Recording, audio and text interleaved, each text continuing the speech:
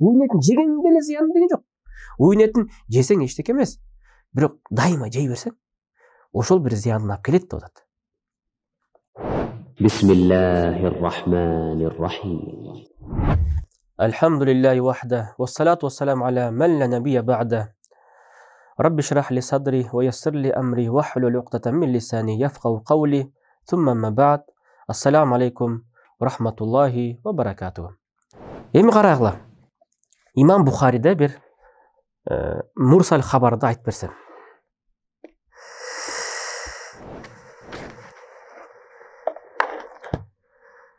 Имам Бухаринин хадисин ачабыз. Фетхул Бари, билесиздер, Ибн Хаджар ал-Асқалани.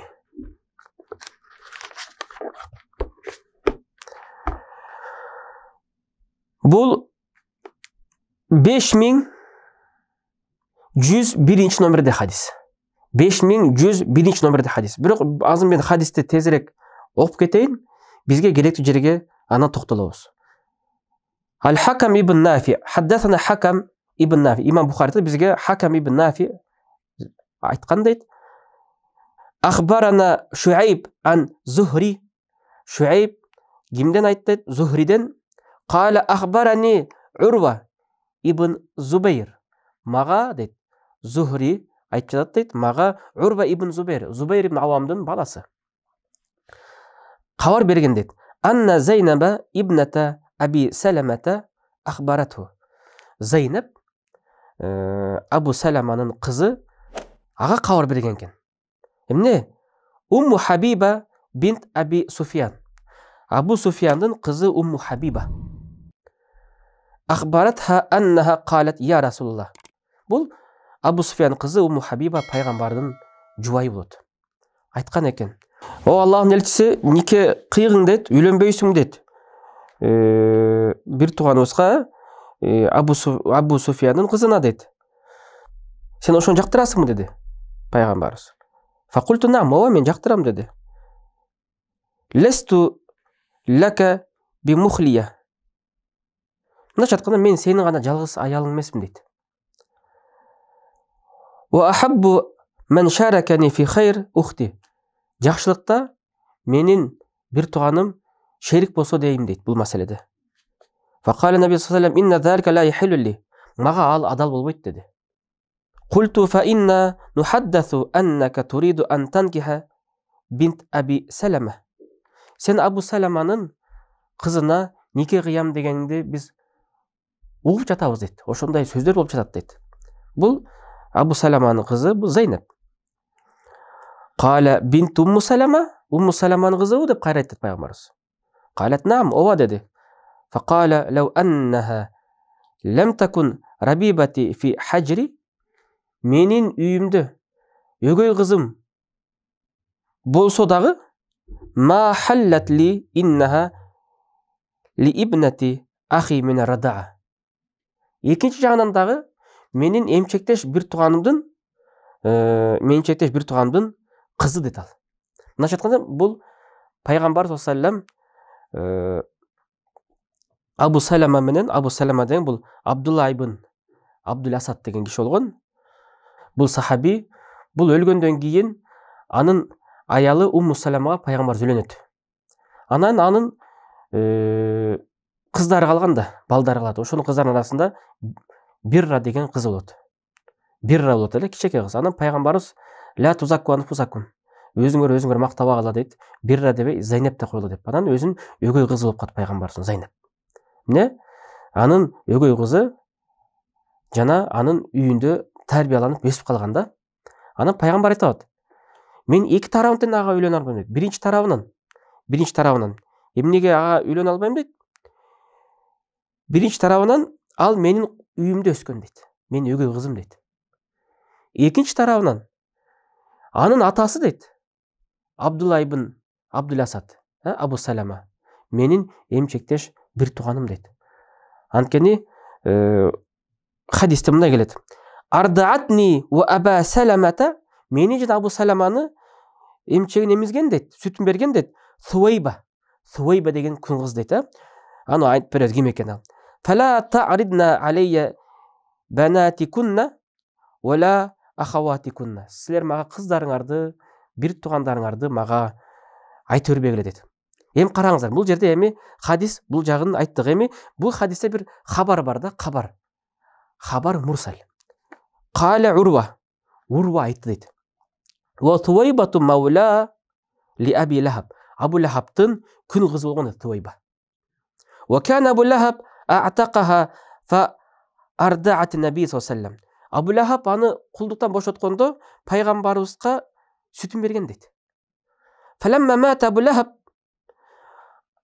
Абу Лахаб өлгенде дейді. Урияху ба'ду ахлихи бишарри хиба. Үйбіле мүшелердің бірі адамға дейді. Абу Лахабты жаман авалда түшінде көріліпті дейді.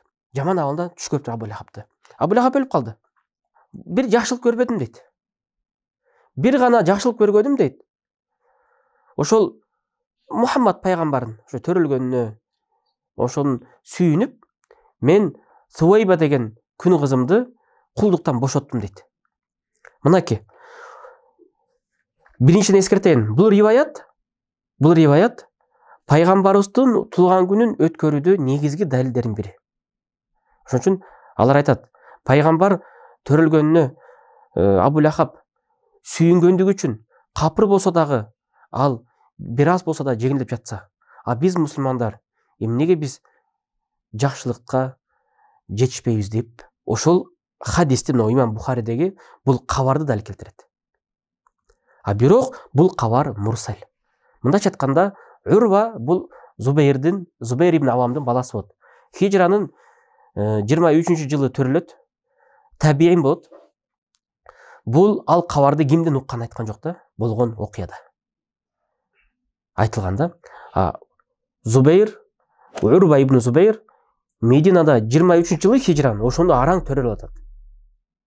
Буга ким айтканын Урва ибн Зубейр айткан жок. Андыктан бул кабар мурсал. Ошон үчүн кээ бир алдымдар Имам Бухари мурсал кабар кетирип алды деп айтып жатышат. Мына Имам Бухариден мурсал кабар бар. Бирок мурсал кабар пайгамбарыбыздын туулган күнүн өткөрүүдө бул эң негизги далилдерге коюшат. Эми караңыздар. Имам Ибн Хаджар Асқалани кандай шарх берди ошого? Ибн Хаджар Асқалани айтат, негизинен дейт, Куран Каримдеги негизги Курандагы аятка каршы дейт бул кабар. Биз мындай эреже бар шариятыбызда, эгерде Куранда ачык аят же пайгамбардын мутаватир же ахад сахих хадис турса, мурсал хадис келип ага каршылык берсе, ал мурсал хадис алынбайт. Анткени Куранда وَقَدِمْنَا إِلَى مَا عَمِلُوا مِنْ عَمَلٍ فَجَعَلْنَاهُ هَبَاءً مَنْثُورًا. Куран Керимде, Фуркан сүресинде аят, кыямат кайымда ошентип капырларга аларды эсептегенге, ар бир нерсесин эсептегенге биз келдик дейт. Ошол ар бир кылган жакшылыктары бул дүйнөдө кылган, ал деле капырлар бул дүйнөдө кылган жакшылыктары бар. Бирөөгө жакшылык кылган, бирөөгө колдоо берген, бирөөгө жакшылыктарын эбегейсиз жардам берген, ошолор менен ойлонот да, мен да ошого кетсем, ошонун менен кенен бир соо менен кетем депчи. Анан кийин кыяматта келсе, алар таппай калат дейт жакшылыктарын. Ошонун дагы тафсирлерде, Куртубинин, Багавийдин, Ибн Касирдин тафсирлеринде бул мындай деген сөз айтылганда, мааниси бул, эгерде сен үйүңдө дейт, айнегиңде бир жарык кирсе дейт, шоола, сен жакын келип туруп кармасаң, сен аны кармалбайсың дейт. Бирок шоола, бирок кармалбайсың дегендей, капырлар дагы ахиретте тапкан жакшылыгын жанакындай шооланы кармалбагандай, өздөрүнүн соопторун кармалбай калат дейт. Демек, Абу Лахаб капыр абалында өлдү. Эми карагыла, Ибн Хаджар Асқалани айтат, "Уджибу аула", мен муга мындай деп жооп берем, биринчиден дейт. Биянна аль-хабар мурсал, мына Ибн Хаджар айтат, бул мурсал хабар дейт. Арсалаху Урва алып келген хабар дейт. Валам язкуру ман хаддасаху бихи. Урва айткан жок дейт, ага ким айткан экен ошол окуяны. Мейли. Ва аля тагдир ан якуна маусулан. Мейлі урып айтқан учурда дагы дейт. Ушундай маусул, санат маусул, муттасил болсо, фаллази фил хабар, бул хабарда түш деген маселе чыгат дейт. Манам фала худжата фиги. Түш далилге өтпөйт дейт. Пайгамбардын тулагын өткөрүүдө бул хадисти, бул хабарды худжа кылып мусулмандар дайыма далил катары колдонот. ولعل الذي راه لم يكن إذ ذاك أسلم بعد. Ошол көргөн киши ошол учурда мусулман эмес болчу дейт. Капыр болчу дейт. Бул ким? Бул Аббас болот. Аббас ошол түштү көргөн. Түштү көргөндө бул Бадыр согушунан кийин көргөн дейт. Бул туугандарынын арасынан ким түштү көргөндө бул Аббас түштү көргөн дейт. Аббас ошол учурда капыр болгон. Капырдын түшү дагы мусулман эместин иши дагы эмне? Ал далилге өтпөйт дейт. Экинчиден дейт Ибн Хажар. Аля тагдил кубул фаяхтамил ан якуна ма ятааллак бин наби. Бирөөлөр ошону далил кылып коюшу мүмкүн дейт. Пайгамбарга тиешелүү маселе. Бул пайгамбарга тиешелүү маселе. Бизге тиешеси жок ал. Бул пайгамбарга тиешелүү бир өзүнчө бир шафаат, берекет. Бул кыссат Абу Талиб, Абу Талибтин окуясы. Пайгамбарыбыздын окуясын билесиз. Абу Талиб капыр абалында өлдү. Анан кийин шылындашат го. Эмне жаран берди сен дуа кылдың? Абу Талиб эмне жаран берди сенин шафаатың? Дегенде пайгамбарыбыз айткан, мен дуа кылдым. Дуа кылганда Абу Талиб тозоктун өйдө жагына чыкты дейт. Эгер мен дуа кылбасам, Абу Талиб тозоктун эң түбүндө болмок дейт. Бирок өйдө жагына чыкты. Не деди? Ал-гамарат фи дахдах. Мындайча айтканда, томугуна чейин от кана жетет дейт. От. Башка бир риваятта ага тозоктон даярдалган чокойду кийгизет дейт. Аны бутуна кийгизгенде ягли бихи димага. Анын мээси ошондон кайнайт дейт. Мындайча айтканда, пайгамбардын мынакей керек болсо капыр болсо дагы Абу Талиб ага дуасы кишине жаран бере атпайбы дейт. Ошону далил келтиришет. Анан Ибн Хажар Аскалани айтат. Кады Ият айтты дейт. Факала ин акада al-ijma' ala anna al-kuffar la tanfa'uhum a'maluhum. Ижма бардык мусулмандар бир ынтай пикир айткан дейт. Капырлар мусулман эместер кылган амалдары менен эчтеке пайда таппайт кыяматта. Вала юсабуна алейха бин-наим. Бир да сооп таппайт.